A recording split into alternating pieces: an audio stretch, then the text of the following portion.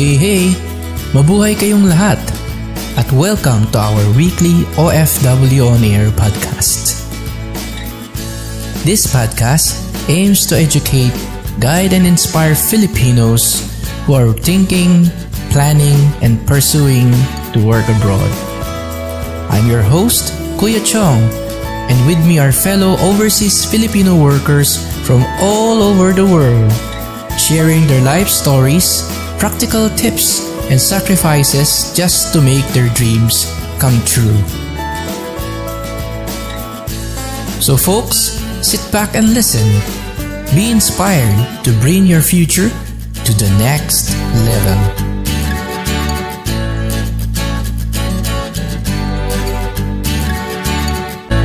Welcome back to our OFW On Air podcast. At ito po ang inyong Kuya Chong na nagpupugay na naman sa inyo ng isang magandang araw. And for today, we have such a very special guest na nagmumula sa bansa ng Israel. Special po gawa ng veterano po itong OFW na guest po natin. 15 years sa baksagera. Siguro marami na rin ho itong nakitang gera sa Israel, no? But anyway, let me introduce to you our featured OFW guest na walang iba kung hindi si Annaliza Manito Fitil or Ann. Hi, Ann!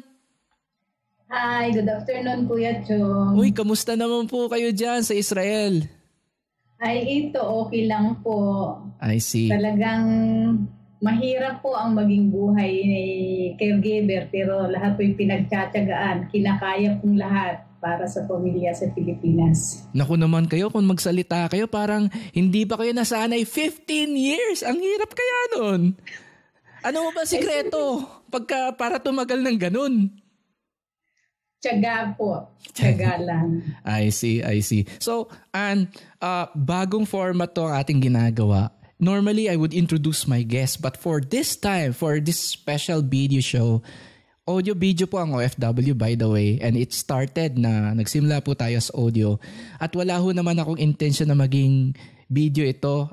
Special lang ho ito, gawa ng hindi ho pangkaraniwan ng aking nakausap ay merong magandang internet connection na katulad ninyo.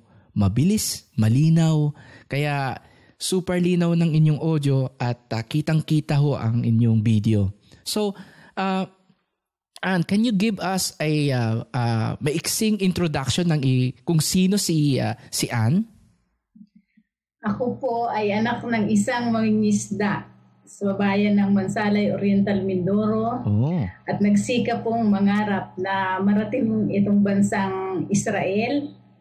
At ito po, nandito na po ako ngayon. At talagang masasabi ko po talagang ang buhay ay talagang kailangan nating magtiyaga hanggang sa magkaroon tayo at uwi tayong mayroong ipon para sa ating pagtanda. Naku, ika nga nila, no? Pag may tiyaga, may nilaga. Wow, umpisa pa lang ha? Umpisa pa lang ho yan, mga kaibigan. Makinig ho kayo, lalong-lalo na yung mga aspiring OFWs, marami ho kayong mapupulot na aral dito sa ating episode na ito. So, hindi mo nababanggit, no? Pero sabi mo sa akin sa pre-interview na ikaw ay tapos ng midwifery, di ba? So, ano bang, can you explain a bit kung ano to? At saan ninyo nagamit ito, di ba? Hindi naman po ako trabaho dahil nung the time po na nang pagtapos ako, nag-asawa na po kaagad ako. Ay nako. O sige nga, pwede bang malaman kung sino si Ann bago siya naging isang OFW? Ako po ay isang simpleng mamamayan lang po. Ang hanap buhay po namin nung nasa Pilipinas ako ay may tindahan po ako at nagbabay and sell po kami ng palay. Oh, so wait, ang pamilya ninyo pala ay nasa negosyo ng pagbabay and sell. Oo, yun po. Hindi ba malaki kita dyan? Ay, kulang pa ho kasi 4 ang anak ko, talagang pinangarap ko rin po na pag sila ay lumaki, hindi po sapat yung kikitain namin sa palaya namin. Dahil alam mo naman po ang buhay sa Pilipinas pagdating ng tag-anihan, mura na ang palay. Hindi naman po sasapat yun na abang lumalaki pa paano kung mapapag-aral. Ganun po ba? Gaano ba kalaki ang palayan ninyo? Bali po, pag siniswerte po yung aming palayan, umaabot po kami ng nasa 160 kabans ang ani namin. 160 and then sa isang anihan ho yun, hindi ba? Sa isang anihan. Tapos ilang ani sa isang taon ang meron? Depende po kasi yung palayan po namin, sahod ulan, sa ilog kumukuha ng tubig. Pag may tubig po ang ilog, pwede kang mag 3 times 3 croppings. Wow! Ganun pala. Di pag minsan kasi po maaga ang summer, sa daming nagpapatubig, kumukuha ng tubig sa water pump sa ilog, natutuyuan din kaagad ho, kaya yung iba hindi nakakalusot. Ganun. Pero ang pinakamababang anihan is nakakadalawa kayo sa isang taon. Ganun po ba? Oo. And then, sa bawat isang pag-aani, magkano... Pasensya na, medyo chismoso ako. Pwede malaman kung magkano ang kinikita. Magkaroon lang tayo ng idea. Depende kasi po, nung umalis po ako, halos ang kilo lang po ng palay ay 6. Oo, 6 lang pesos. Ang kilo, no? 6 pesos. Sus Mario Josep, okay, ang baba. Ngayon, nasa 20-30 na ata sa Pilipinas. Hindi, ngayon po bali 18. 18, okay. So magkano po? Kunti lang kasi yung lahat ng ginagastos mo alos natitirhan na lang rin naman kami ng siguro mga nasa 20K na lang siguro ang matitira, tanggal na lahat yung mga gastos. Ganun kasi ang magastos po kasi yung sa crudo. I see. Pagpatubig kasi yun ang halos matakaw po, ang mas malaki po ang ginagastos doon dahil yung paghatak po ng tubig, puro pera na ho yun. So, kaya wala din aabutin talaga yung mga farmers po. Wala, dahil ang gawa naman ng mga negosyante po sa atin, pag tag-anihan, binibigla nilang bagsak ang palay. I see. Ann, baka nahihirapan ho kayo. Pwede niyong ibaba na yung ano yan. Naririnig naman ho kayo ata. Naririnig ko kayo. Oo. So, akala ko kapag may palayan ka sa Pilipinas, made na kayo, mayaman na mayaman. Hindi pala ganun, ano? Hindi po sa laki po. Mga chemicals kasi po ang mahal lalo sa atin. Mga chemicals, mga fertilizer. I see. Tapos pag may sakit pa ang palay, doon ka malalakihan kasi marami kang bibiling mga chemicals. I see. Pero, mga kaibigan, hindi ho natin pag-uusapan ang bigasan at palayan ni Ann. Pag-uusapan po natin yung kanyang buhay OFW. Kaya eto na, atin na pong tutugunan at atin na pong pupuntuhan ang kanyang buhay OFW. So Ann, what happened? Anong nangyari? May palayang kayo, may asawa at may anak, okay naman ang pamumuhay. Ano bang nangyari? Ba't napunta kayo dyan sa Israel? Talagang pinangarap ko po na mabigyan yung mga anak ko ng magandang kinabukasan pag nagkolehiyo na sila, na makapagtapos silang lahat. At yun lang po ang aking talagang kayamanan na maibibigay ko sa kanila na walang makakakuha na kahit sino man. Yun lang po ang pangarap kong maibigay ko sa kanila. At para pag sila din po ay nagkaroon ng pamilya, maayos din po ang magiging pamilya nila. I see. At nung panahon na bago kayo umalis, mga ilang taon na ba yung anak ninyo at saka ano yung mga nasaang stage na sila ng school nila? Nung umalis po ako, yung panganay ko is in-enroll ko lang po siya ng first year high school. High school pa lang, no? Okay. High school. Okay. At ang pangalawa ko po ay grade 5.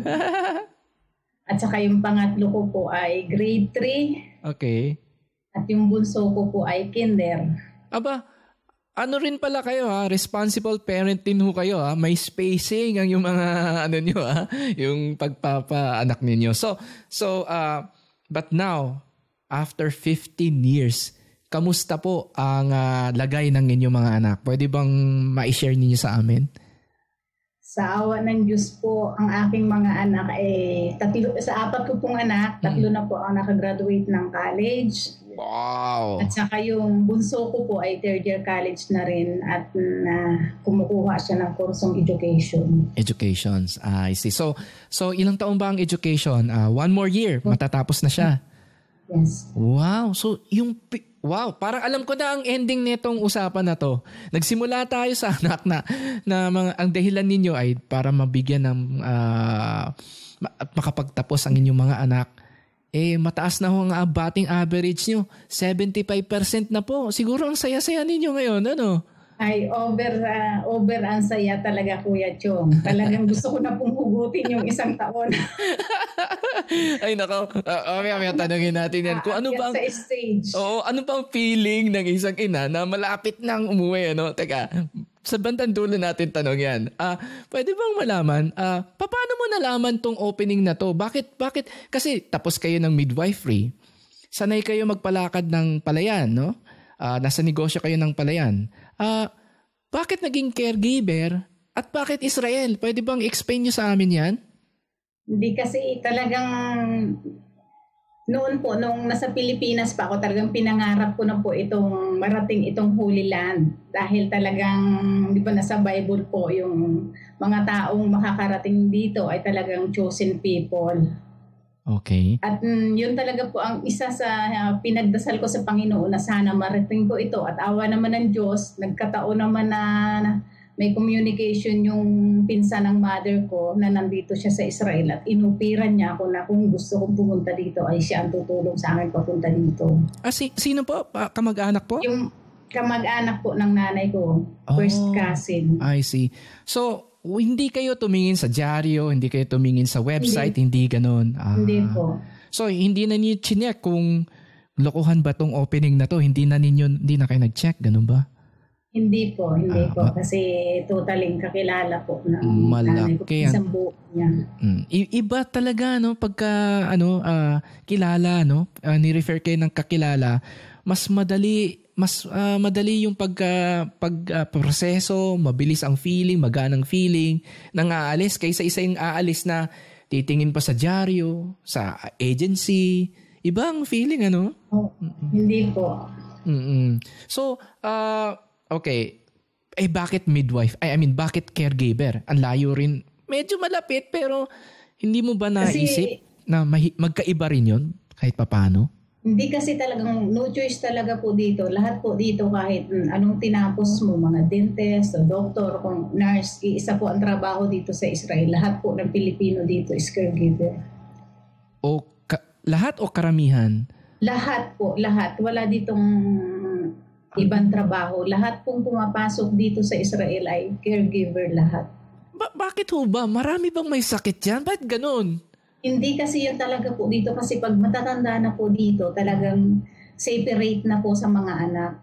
Kasi mostly ang mga employer po dito ay may mga pension sila, kaya nilang magpasahod.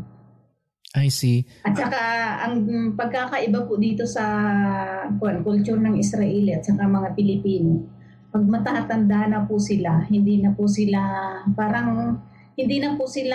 iniintindi ng mga anak dahil pinagkakatiwala na nila sa mga katulong.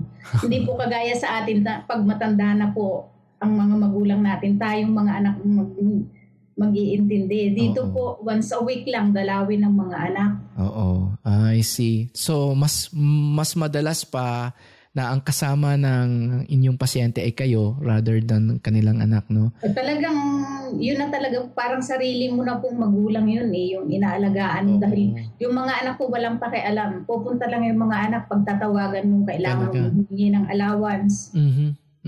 Pero kailangan maganda pa rin ang trato ninyo dahil sila nagpapasweldo sa inyo. Ganun. Ay talagang hinahabaan nga po lahat ang pasensya dahil iniisip ko na lang po na talagang dollar. I see. Alam nyo, hindi nagkakalayo ang society, no, ng Israel dito sa Canada. Dito rin parang pagka matanda yung iba, dinadala na lang sa mga care centers. Kaya marami rin dito mga Pilipino ang trabaho ay caregivers. In fact, medyo may bukas nga ang mga dito ang immigration para sa mga nannies at saka sa mga caregivers. Okay, that makes sense. So, nung nalaman ninyo na paalis na kayo, pwede bang malaman kung anong klaseng paghahanda ang ginawa ninyo sa inyong sarili, sa inyong 4 na tsikiting at sa inyong asawa, sa mga parents ninyo? Ano bang preparasyon ang ginawa ninyo? Nung paalis po ako, talagang excited ako at talagang emotional po yung alis ko. Talagang hindi ko po maintindihan yung sarili ko kung alin po ang uunahin, kung bibili po ako ng malita na para paglagyan ng mga gamit ko. Or kasi nga po, may bangkay pong nilalamayan po. No? Yung tinitirhan ko po sa Maynila, doon sa kapatid ko, ay doon din po nakaburol yung asawa ng bunso kong kapatid. Kaya talagang emotional po. Masaya po na malungkot. Namimili po ako ng mga gamit ko, ng malita ko, parang hindi ko po maayos-ayos. Hindi ko po maayos, hindi ko maintindihan kung alin pong unang ilalagay ko sa malita nung the time po na yun. Bakit sino pong namatay nung kayo'y malapit na umalis? Yung sister-in-laws ko po. I see. Siguro malapit kayo dun sa sister-in-law ninyo. Ay, talagang super close ko po yun. Kaya naman pala. Kasi lumwas po ako ng Maynila, doon po ako sa kanila nakatulong. Nako, yan ang mahirap pagka halo-halo kalamay ang pakiramdam. Talaga po. Okay. So, but nonetheless, kailangan mo pa rin magpaalam. Lalo na parang reunion yan kapag pag may lamay, di ba? So, nagpaalam din kayo sa mga kamag-anak. Nagpaalam po ako. Pwede bang malaman ang payong natanggap mo sa kanila na talagang tumatak sa puso nyo? Yung talaga ang tumatak po sa puso ko, yung bilin po sa akin ng aking ina, na huwag makalimot sa Diyos unang-una. At saka talagang makisama ako sa aking magiging amo. At kung ano man daw yung unang-unang pangarap sa akin ng nanay ko, siyempre, bagong bansa yung pupuntahan ko, hindi ko sila kalahi. Maraming mga pagsubok, yung mga papainan daw ako ng mga pera, mga alahas. Kasi talagang totally po, talagang nangyayari po at talagang na-experience ko po nung ako'y dumating dito. Pinainan po ako ng nakabandil, yung nakatuhog po ng mga alahas kasi ang alaga ko po yung Alzheimer. Nilagay, couples po sila, bali yung lalaki po, malakas pa yung lalaki, yung babae. Hindi na po siya nakakatayo, naka-wheelchair lang siya. Pero ako'y nagtaka po at ang dami pong mga alahas na nilagay doon sa sopa. Yung mga alahas po, sinubukan nila ako, bali, siyempre nga, bagong katulong nila ako, first time silang kumuha. Itrinayal nila na kung talagang ako'y mapapagkatiwalaan. Hindi, Diyos ko po, ang takot ko talagang nung makita ko po yung hindi kinuha ko yung mga alahas, nilagay ko doon sa center table kasi yung matandang lalaki pumunta ng palengke. I see. Niwan lang kami dalawa nung matandang babae. Wow. Para namang Bible yan, kayo ay tinites pa. Ganon talaga po dito. Ganon talaga po dito. Tapos, second time po, yung pera naman pong nakabandel na dollar. Kaya talagang tinisting po nila ako hanggang sa nalaman nila na talagang mapapagkatiwalaan ako kasi binalik ko sa kanila yung lahat. Talagang sabi ko, pinagsabihan ko pa yung amo kong lalaki. Sabi ko, hindi naman ako pumunta dito na para magnakaw. Pumunta ako dito na para maging maayos ang buhay ng kinabukasan ng mga anak ko. Ang galing. Talagang sabi ko, at saka hindi naman, kasi matapobre po yung matandang lalaki. Lahi niya Iraqi. Ang tingin niya, porkit nagpakatulong nga ako talagang ganun na lang kahirap ang buhay. Sabi ko, hindi naman ako ganun. Sa tingin mo na ganun kahirap ang mga Pilipino, hindi. Kasi walang mga Pilipino na makakapunta dito na walang pera. Kasi mostly, unang-una yung placement fee po, napakalaki. Alam nyo, ako sa inyo, mahirap ang alam mo yun, nandiyan yung mga kumikinang na di ba? Mahirap yun, no? Na may tuksong nasa harap ninyo. Talaga po. At yet, you stand up on your values, pinanindigan ninyo. At saka kasi maganda yung ninyo, yung friend of mine ninyo na pagka gumawa kayo ng isang kamalian, minsan parang tinatamaan ang buong bayan na ang tatak Pilipino, ganyan din, di ba? Kaya ako. Beautiful mga kaibigan. Okay, so nagamit ninyo ang payo na ibinigay sa inyo. Very good. So yung paalis na kayo, pwede bang malaman kung ano yung dala-dala ninyo sa inyong isipan, sa inyong puso, sa inyong maleta? Siyempre po, nung umalis ako, yung dala-dala ko lang sa aking malita, ang totoo talaga po, mga damit ko lang. Ilang pirasong damit kasi sabi nung auntie ko, huwag ka nang dumala ng mga damit kasi marami naman dito, bibigyan na lang kita. I see. Di ilang piraso lang po na damit ang dala ko at saka yung packbag po, yung kailangan nakalagay sa isang packbag or shoulder bag yung passport. Yung passport lang po at saka yung mga mahalagang mga gamit mo kailangan nakatabi nakalagay sa isang safety. Oh, yun. Yan ang maganda. Pero sa isip ninyo, kamusta ang huling araw ninyo sa Pilipinas? Pwede bang i-describe mo sa amin para maturuan natin yung mga bagong OFWs na alis? Nung huling araw ko po sa Pilipinas ay talagang hindi ko na po mapigil yung luha ko po. Talagang iyak na po ako ng iyak na parang hindi ko po kayang iwan. Talagang sinasabi ko po doon sa bunso ko, sabi ko, anak, kasi umiiyak din po yung bunso ko, 4 years old siya. Sabi niya, mama, iiwan mo na po ako. Sabi niya ganun. Sabi ko, anak, ako'y aalis para sa inyo. Talagang mahirap po, hindi ko maintindihan po. Mabigat sa loob kong iwan I see. Yung mga anak ko. I see. Pero talagang... Sino naghatid sa inyo sa airport? Ay, yung mister ko po at saka yung bunso ko at saka yung kuya ko. Nako. Tapos iyakan sa airport yan. Talagang iyakan po sa airport. Tapos nung paalis na po ako, na yung kuya ko na po ang kasama ko papunta doon sa Kwan, binigyan po ako ng kuya ko ng rosary. Yun po ang dala-dala ko hanggang sa nakarating po ako dito, hawak-hawak ko po yun. That's actually courage, no? Yung lakas ng loob. Hindi lahat yan masasabi mo, halos lahat sa mga OFW meron sila niyan, tatag ng loob, no? Na talikuran ng kanilang mahal sa buhay at para lang magtrabaho sa ibang bansa at makabalik ng may dalang kahit man lang konting yaman. So, umalis na yung airplane ninyo at obviously tumungtong ka sa Israel. Pwede bang magkwento sa amin kung kamusta ang mga naging unang buwan o unang linggo mo dyan sa Israel? Gaano ba ito kahirap at paano ka nakasurvive? Alam mo po, yung unang araw ko dito sa Israel hanggang 6 months po talagang napakahirap po. Walang araw, walang gabi po akong hindi umiiyak. Talagang dasal lang po ako ng dasal. Talagang sabi ko, kung ang itinanim ko po sa isip nila, sa isip ko, na kaya nila, kaya ko rin po. Kasi pinauwi na ako ng mister ko nung 6 months ako dito na iyak ako ng iyak. Parang hindi ko makakaya ho. Pero talagang tinanim ko, sabi ko, sa isip ko, ang laki kong tao na ito. Mostly nakikita ko po kasi yung mga ibang mga Pilipina dito maliliit po. Nakakaya nga po nila. Sabi ko talagang yun ang inisip ko. Sabi ng asawa ko, umuwi ka na lang at pagpatuloy na lang natin yung ating hanap buhay dito. Kung ganyan ka namang iyak ka na lang ng iyak, wala ka nang ginawa. Sabi ko, hindi. Kaya nila, kaya ko rin ito. Sabi ko, ayaw na Diyos ho, talagang yung sa 6 months ko na yun, na panay luha ko po, ay ngayon naman ay galak na ho at talagang tuwa na po. Yung nasa puso ko na kunting oras na lang po, ay talagang mararating na yung pinakang finish line ko.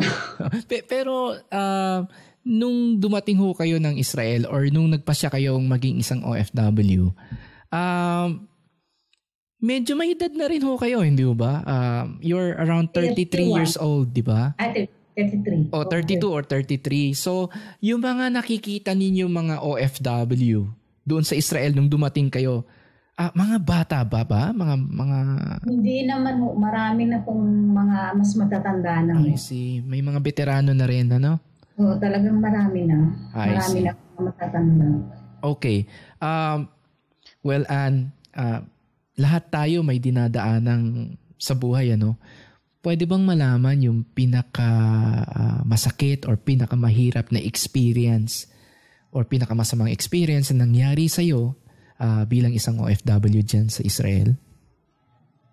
Talaga ang napakahirap ko pong experience dito sa Israel, yung talagang hanggang ngayon ho, idala-dala ko pa yung nawala ho, namatay ho ang nanay ko at saka yung kuya ko po.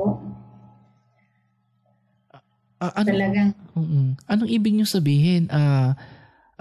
Hindi ho kayo makauwi. Yun po ang sitwasyon. Hindi po ako nakauwi noon. Hindi po ako nakauwi dahil halos naman po yung 7 years ko po dito sa Israel. Halos ang totoo po talaga niyan, missing ko po, wala akong nahuhulog sa bangko dahil nagpapaaral po ako ng mga anak ko. Tapos yung nanay ko po monthly po siya nasa hospital. Ang laki po ng binabayaran ko sa bill sa hospital. I see. So, teka, sa loob ng 7 taon, wala kayong naipundar kung hindi ang patuloy ng pag-aralin ng anak at saka paggamutin ang iyong ina? Nakapagpundar po naman ako, na ipatayo ko na po yung bahay ko pero hindi pa talaga totally finished. So, I see. Yung bahay ko pa lang po ang naipundar ko at yung pagpapaaral ng anak ko. So, bakit? Pero as in totally isang 5 po, wala talaga akong savings noon. Pero, pwede bang malaman anong klaseng kahirapan or bakit ka nahirapan nung nawala ang iyong ina o iyong kapatid? Is it yung bang dahilan na gusto mong umuwi pero di ka makauwi? Pwede bang kwentuhan mo kami yung feeling na nararamdaman ng isang OFW na namamatayan?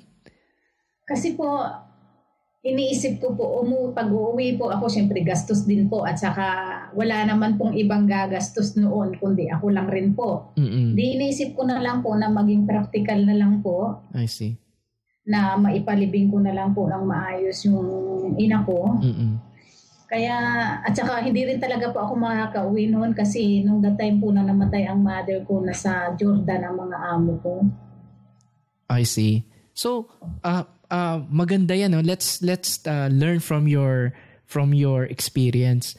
So, pagka may namamatayan kayo diyan sa Israel naman, halimbawa ang alaga mo namatay, hindi ba tapos na rin ang visa ninyo? Ganun po ba? Can you explain that to us? Depende po kasi po dito yung batas po dito 4 years and 7 months po. Pero sa ngayon may mga binibigay na po silang mga special visa kahit ilang taon ko po dito at ipapaglaban ka ng amo. I see. So pagka kayo nakakuha ng visa, working visa, that's good, no? Sa loob ng 4 na taon at saka 7 buwan. Kung may nangyari sa alaga ninyo, parang kailangan makahanap kayo ngayon ng ibang amo na continue ng visa or wag na muna kayong umalis hanggat ayaw nyo para makatagal kayo dyan. Ganun ho ang sitwasyon. Oo, kasi po pag kamamatay lang ng amo mo at may bibigyan ka ulit ng agency ng panibagong trabaho at bibigyan ka po ng special visa, it means magiging continuous po yung visa pero another employer po yun. I see. And alam ko dyan sa Israel, when you talk of agent intervention, yung bang makikipag-usap kayo sa ahensya ninyo, hindi ba gastos yun? Magastos nga po. Alam ko kasi sa dami ng nakausap ko na, yan ang daing nila, no? Napakataas ng processing fee. Kasi kung tutuusin naman po, talagang hindi naman ganun kalaki ang placement. Kaya ang nagpapataas lang naman po is mga agent . I see. Okay. So, yan ang realidad sa Israel. Kaya one of those things na kailangan ninyong ikonsidera kung kayo ay nag-iisip na pumunta dyan sa Israel. So, baliktarin ho natin yung napakalungkot na sitwasyon, no? Yung mamatayan kang nasa ibang bansa ka. Alam ko, kung ako man, di ako mapapakali siguro. Baka iniisip ko, minumulto ko. Talagang hindi ka po, Kuya Chong, mapapakali. Talagang ako isigaw ho. Hindi ko na-control yung sarili ko na rinig na pala ng mga kapitbahay yun na nakalupasay ako sa simento eh. Hindi ko na alam yung lakas ng boses ko na akala ko yun ay nasa Pilipinas pa ako na yung pakinig mo yung sa kapitbahay na. Wow, it must be very, very hard. So, paliktarin natin yung tanong ko. Ano naman ang pinakamasayang moments, no? Ni Ann dyan sa Israel? Wala naman po kasi hindi naman po ako nakakalabas po ng yung kagaya ng ibang mga kapwa nating OFW po na every weekend po ay nasa labas. Kasi nung nandito po, nag-start po ako dito talagang hindi po biro ang trabaho ko. Isang Alzheimer po ang alaga ko. Nako, okay. At talagang hindi po siya pwedeng palitan ni naman dahil nagpapalayas po siya ng hindi niya kilala. Pinagbibintangan niya, nagsisigaw siya ng pulis, at saka magnanakaw. Wow, okay. Kaya hindi ko po naranasan na mai-enjoy ko po yung sarili ko na yung nakakalabas lang po ako pag yung mga may holiday na special holiday kagaya ng Holy Week. Pupunta lang po kami ng Jerusalem doon sa Wishing Wall para magsimba pati doon sa Jerusalem. Mm-hmm. So wala ho kayong day off, ganyan? Hindi po ako nakaka-day off since nung dumating po ako kasi talagang mahirap na po ang naging trabaho ko dito. I see. Wow. Kasi yung pinaka-day off po, binabayaran po ako ng amo ko, may bayad po. Sige, kahit walang day off na, okay na.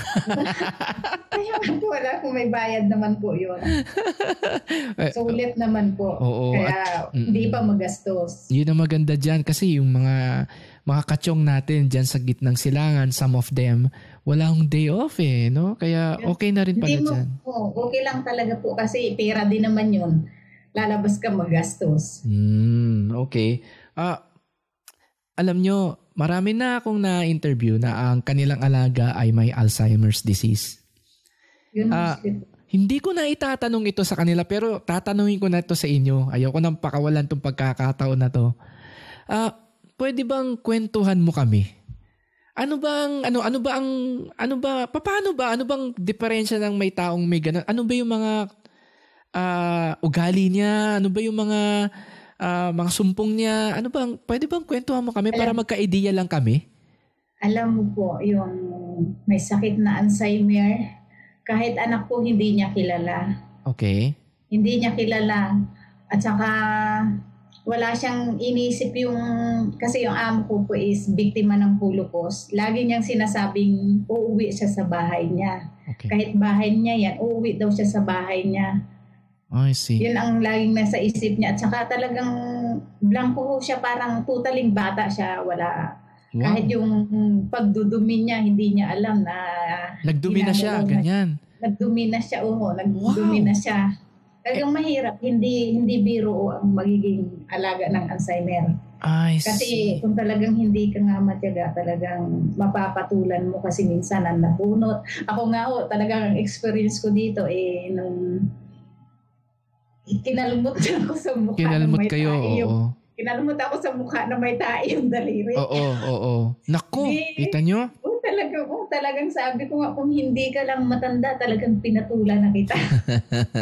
Sabi ko, pero mabuti talagang naman, may pasensya ka. naman talagang ang pasensya ko at talagang kasi pag hindi naman siya, wala siyang sumpong, lagi niya sinasabi sa akin na mahal kita. Ang tawag niya sa akin, anak niya ako. Ay, sweet naman pala pagka matino. Pag dumating yung anak niya, panay ang halik niya sa akin. Anak ko ito. Ganun, panay ang halik niya sa akin. Di parang nakakaalis din ng yung stress na tinuturing niya akong anak niya. Tama. Tapos pag sinumpong naman siya, palalayasin niya ako. Lumayas ka dito. Sabi niya, lumayas ka dito. Hindi mo to pamamahay. Sabi ko, kasi ang tawag sa lula, safta. Wow. Sabi ko, safta, katulong mo ako dito. Sabi niya, hindi. Magnanakaw ka. Naku.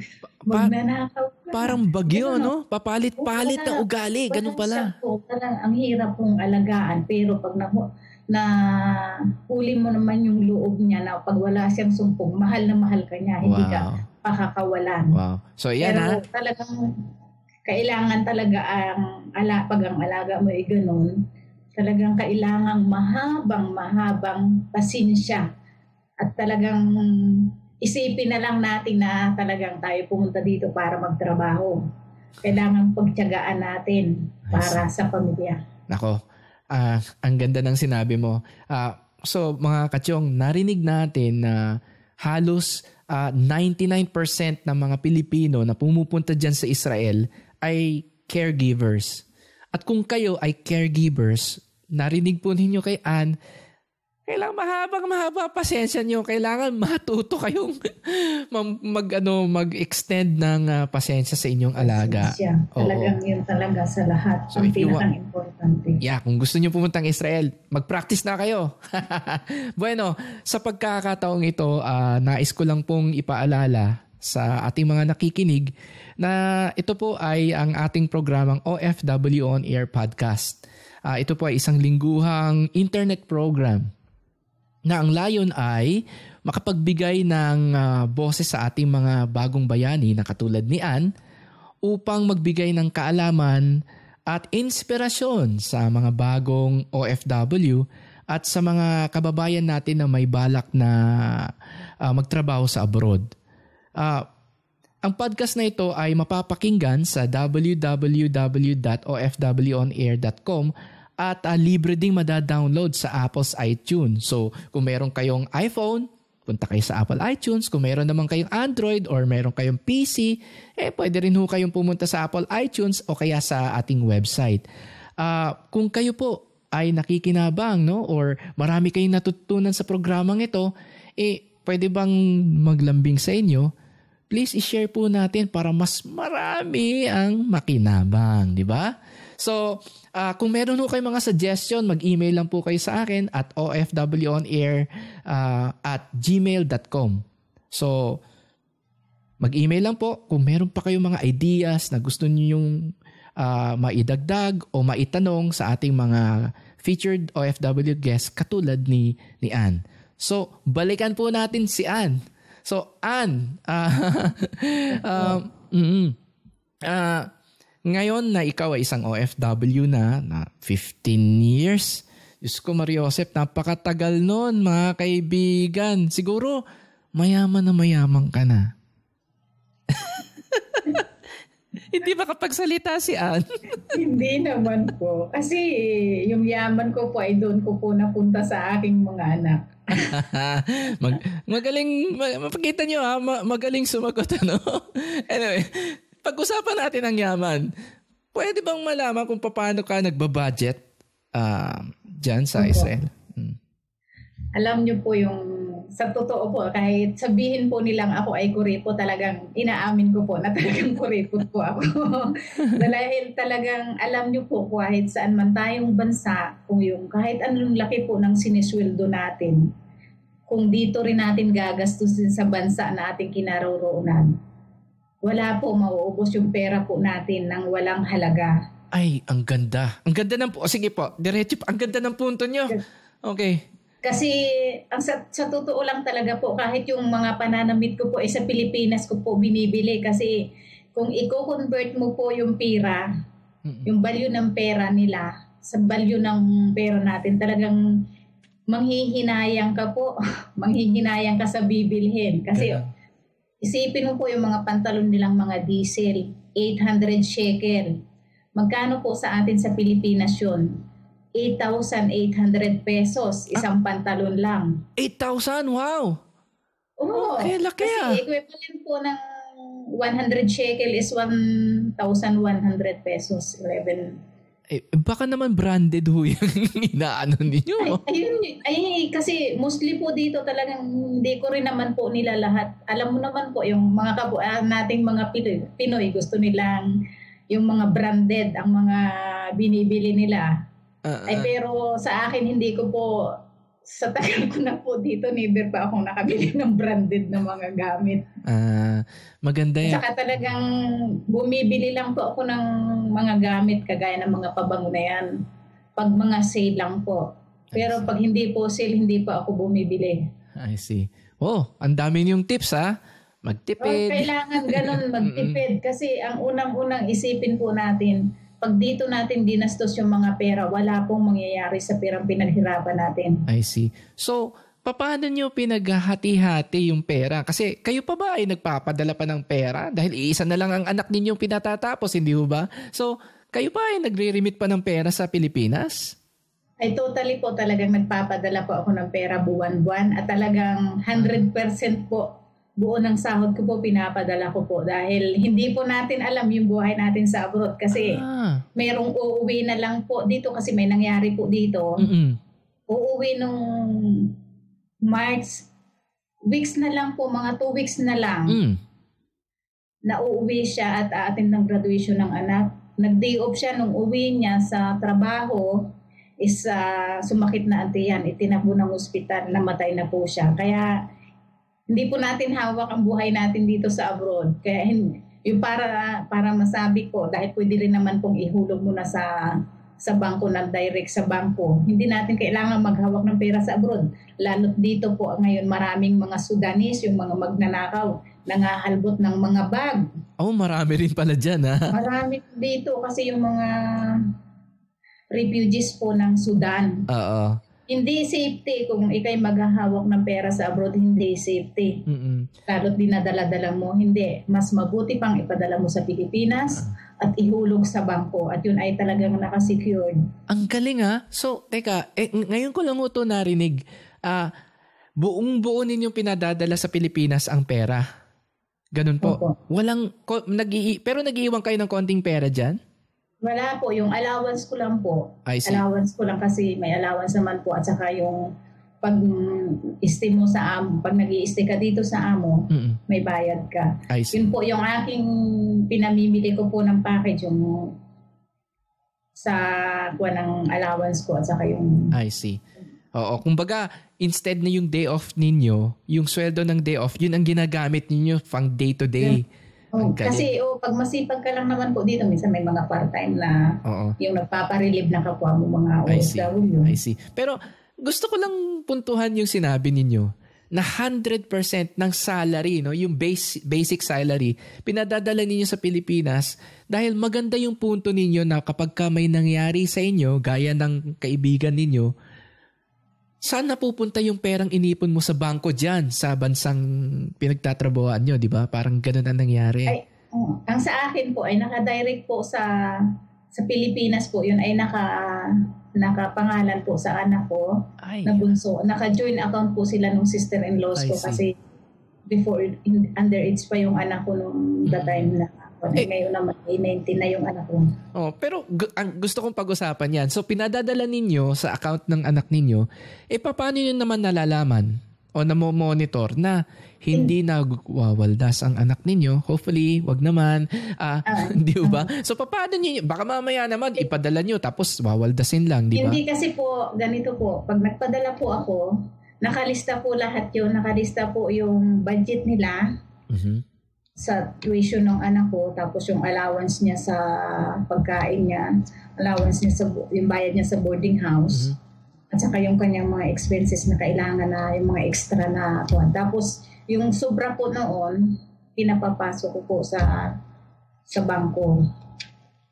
So, bali naka-count na po yun, nakakuan. At minomonitor ko po, nakamonitor po yung pagka naghulog pa ako, tinatanong ko po doon kasi hindi naman po, yung anak ko po hindi naman po maka-withdraw nang wala yung sister-in-laws ko kasi naka-join account po. I see. So, paano online lang ang monitoring ninyo o nagtatawag lang kayo sa phone? Paano ang monitoring nyo? Bali, nagtatawag po ako sa phone at saka sa internet po. Nakikita ninyo. Oo. Okay. So, kasi magandang tip ho yan. Kasi nga naman meron sa ating mga kababayan na ang sweldo na tinatanggap at dinideposito sa bangko na kung saan doon sila nakatira. Kapag may nangyari sa kanila yung pera doon, Yun po ang unang-unang itinanim ko po sa isip ko kasi wala naman pong nakakasigurado na mga buhay ng mga OFW.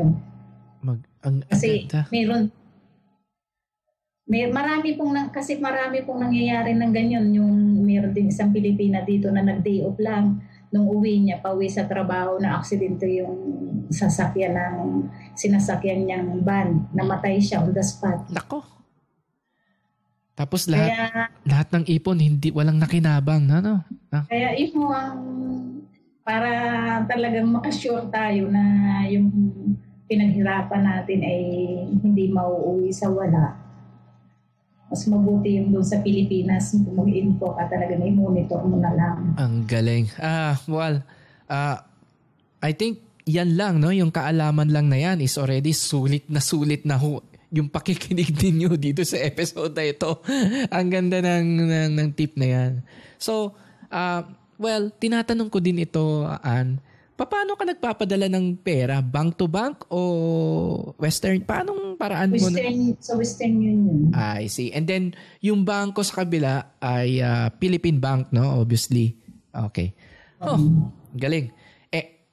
Okay. Paano naman ang usapin ng komunikasyon? Paano ka nakikipag-usap sa iyo mga mahal sa buhay? Araw-araw akong nagmo-monitor, lalo dun sa aking bunso na nag-aaral ng kolehiyo. Naitanong na ba ninyo kung mahal pa nila kayo? 15 years ay, na. Talagang everyday po ay talagang yun lang naririnig ko. I love you, Mama. Ay, sarap. Kayo palagi. Ang hirap 15 years na hindi nyo sila nakakasama. So paano paano kayo nakikipag-usap? Telepono o katulad nito Skype? Skype po. Messenger. And pwede bang makasilip? Hindi nyo ba naramdaman na medyo lumalayo ang feeling ng inyong anak sa inyo gawa ng sa tagal nang hindi kayo physically na nagsasama? Hindi naman po. Talagang kahit kami malayo, talagang closeness po yung kuha namin sa bawat isa. Talagang nararamdaman po kung gaano nila ako kamahal. Every time na mag-usap po kami at saka laging kahit sa mga message talagang laging nakalagay yung Mama, I love you so much po. At talagang ang galing. Hindi po sabihin na porket ako yun malayo sa kanila malayo ang loob nila. Hindi. I see. Wow, ang kasi galing. Kasi talagang ramdam din nila yung pagmamahal ko sa kanila talagang. Bigyan nyo naman kami ng tip. How do you maintain the relationship nang hindi kayo nagsasama, di ba? For 15 years, my God, ang tagal nun, di ba? So, bigyan nyo naman kami ng ano bang ginagawa nyo? Paano ba kayo mga renew online? Yun laging sa pag-uusap, yun talagang huwag natin kalilimutan na iparamdam natin yung kahit malayo tayo, mararamdaman nila na mahal natin sila. Yung salitang I love you at laging paalala sa kanila na talagang mahal na mahal ko sila. Yun lagi ang lagi kong sinasabi sa kanila kahit malayo ako talagang hindi ko sila kinalimutan. Talagang pakiramdam ko dito lang rin sila sa tabi ko dahil nga talagang iba yung nararamdaman ng ina. Alam niyo, curious lang ako. Sa online, nababanggit ng mga anak ninyo at kayo, nasasabi ninyo ang salitang I love you sa kanila? Talagang yun hindi nawawala yun. Araw-araw, every time na kahit sa message, talagang sinasabi ko sa kanila. Madali yung message pero yung mahirap yung masabi mo sa harap. Hindi talagang, kahit sa kamo talagang bago kami magtapos hanggang kahit sa telepono, talagang I love you, anak, sarap. Lagi. I see. Wow, okay. Ang ganda magandang pagpapalaki ninyo sa inyong anak. Maswerte ho kayo. At maswerte rin sila at mayroon silang ina na nagpapakahirap para sa kanila. Wow. You're one of those, no? Na maganda ang relationships ninyo. So, obviously, alam ko na ang sagot sa tanong na ito, pero bukod sa anak, sa pamilya, ano ang mga bagay-bagay na namimiss ninyo sa Pilipinas? Talagang lahat ng bagay namimiss ko sa Pilipinas. Lahat to. Talagang walang masarap na ang pakiramdam sa sariling bansa natin. Okay.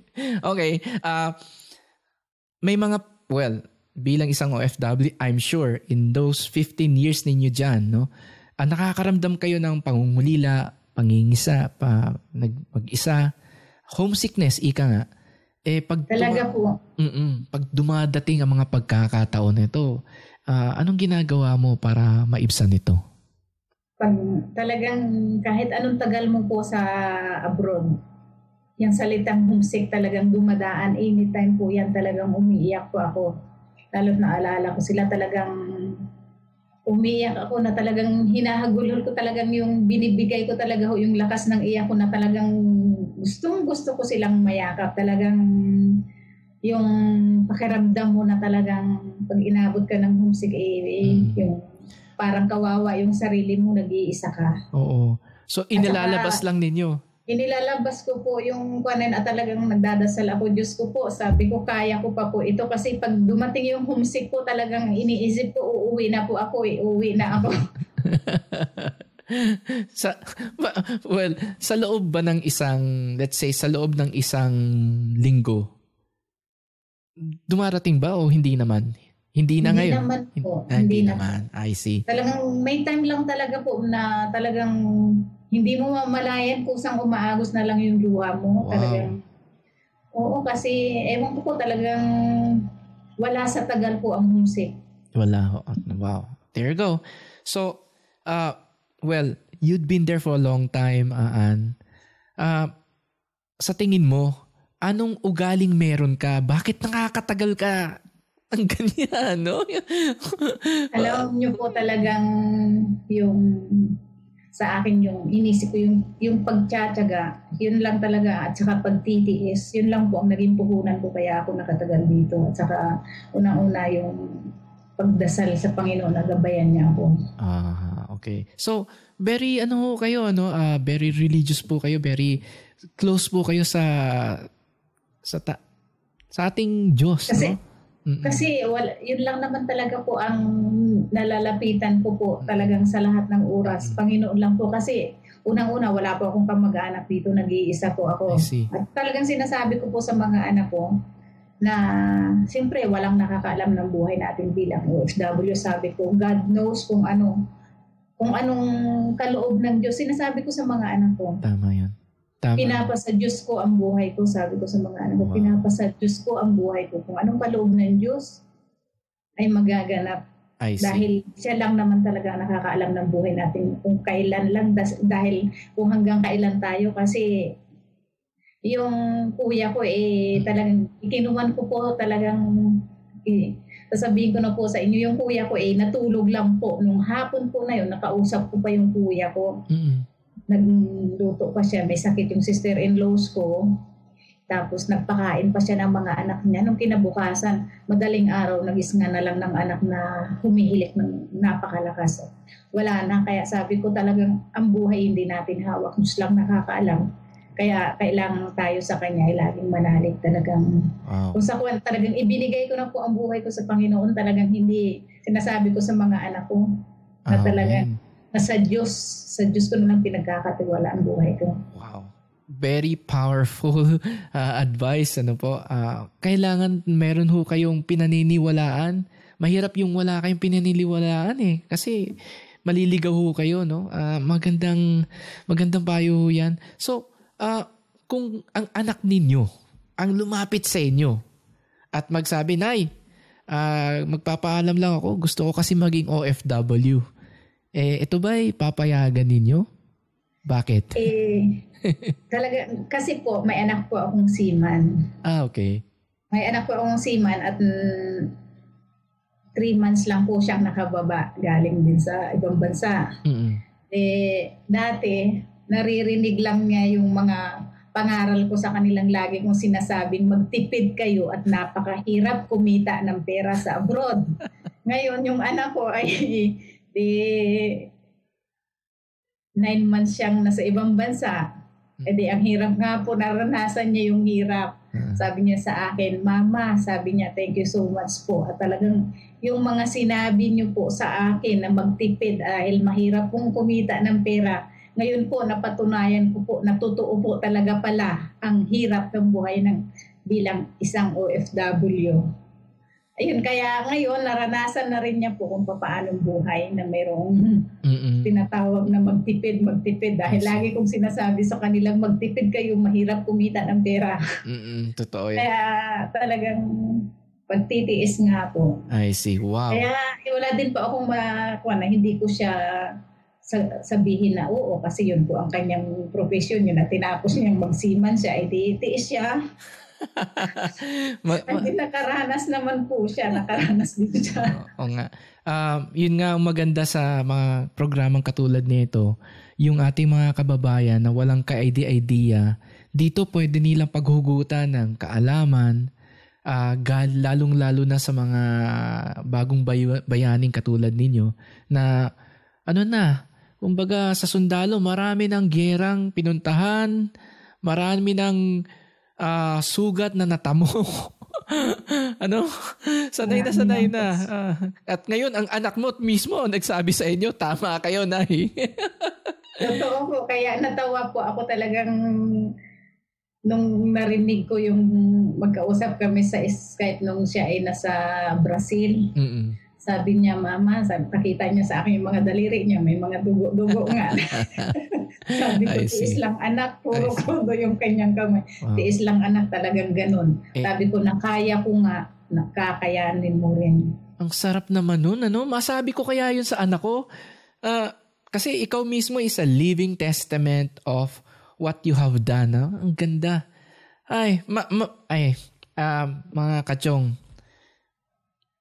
mamili na lang ho kayo kung sino ang gusto nyong pakinggan at gayahin, no?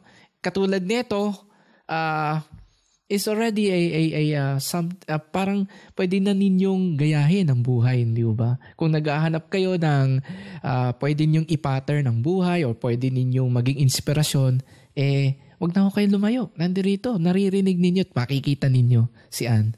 So, Ann,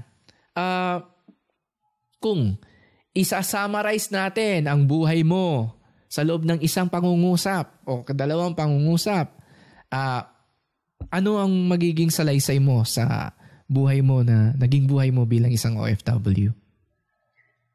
Ang masasabi ko po talagang kung yung buhay OFW nasa sa atin po. Kung gusto nating umalwan yung ating buhay, talagang kailangan nating kakayanin yung lahat ng hirap. Wow. Naku, talagang pagtsatsaga. I see. Yun ang unang-unang pong puhunan, yung mahabang pasensya at talagang isipin natin na yung darating yung panahon na maging maayos yung magiging kinabukasan ng pamilya natin. I see. Okay. I think that's already an advice, positive note, but ihingi pa ako bilang pagtatapos, Ann. Pwede bang magbigay ka ng isang payo pa para sa ating mga aspiring OFW o kaya sa ating mga bagitong OFWs?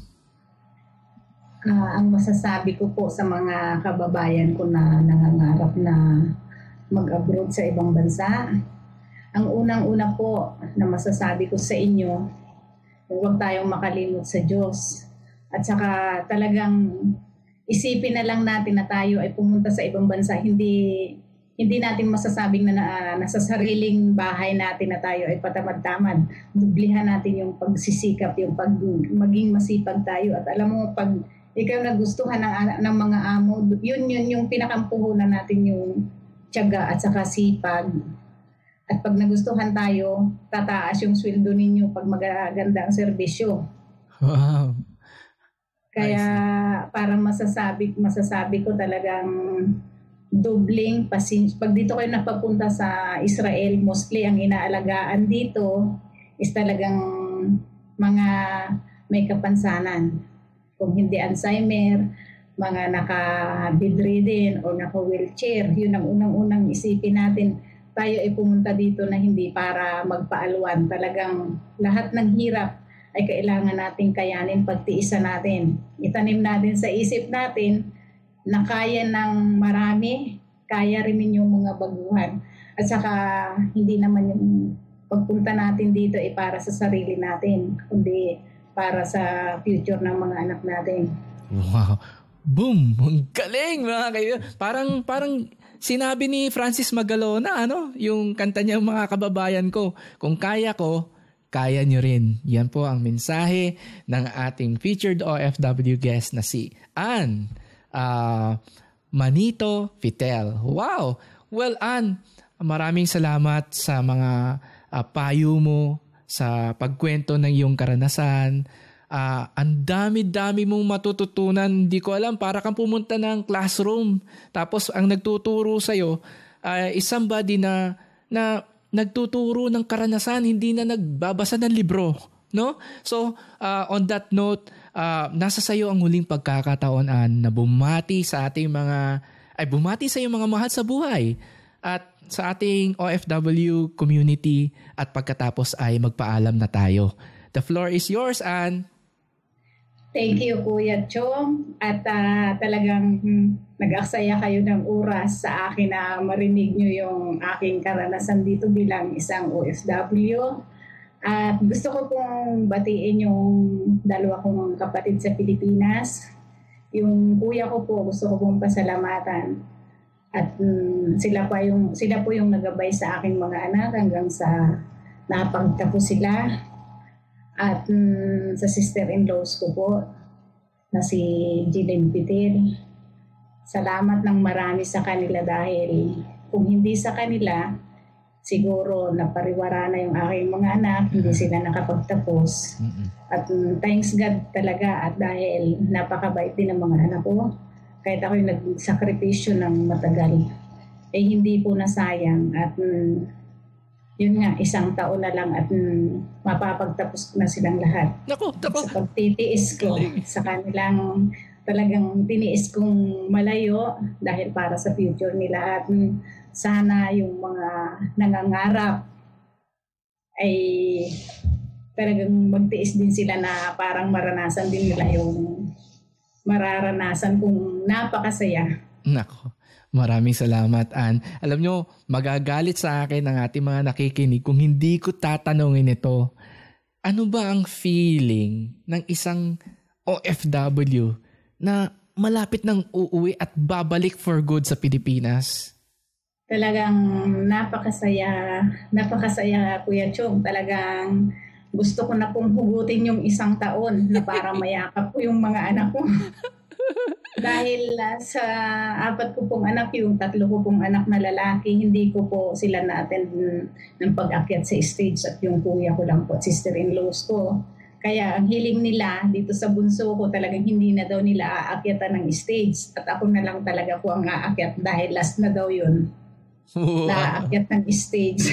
Kaya no choice po, talagang uuwi na po ako, at talagang pinipray ko sa Panginoon na ingatan pa niya ako ng 1 year pa hanggang sa pag-uwi ko. Na makasama kong mga anak ko. Wow. And on that note, mga kaibigan, narinig po natin ang mga salaysay ng ating featured OFW guest. Maraming salamat, Ann, sa mga kwento mo sa iyong buhay. At sana pag nagkita tayo muli, tatanungin ko naman sa iyo, kamusta na po ba si Doña Ann sa Pilipinas? Sana nga po ay magdilang anghel po kayo at marami pa akong matutulungan kababayan ating naghihirap. Totoo po. Thank you, Kuya Chong. Yeah. Maraming salamat, Ann. Sa mga Thank you po. Maraming salamat sa iyo at sa iyong puso na bukas na tumulong sa ating mga kababayan. Bye! Bye po. Thank you so much po. God bless. God bless. Shalom. Bye.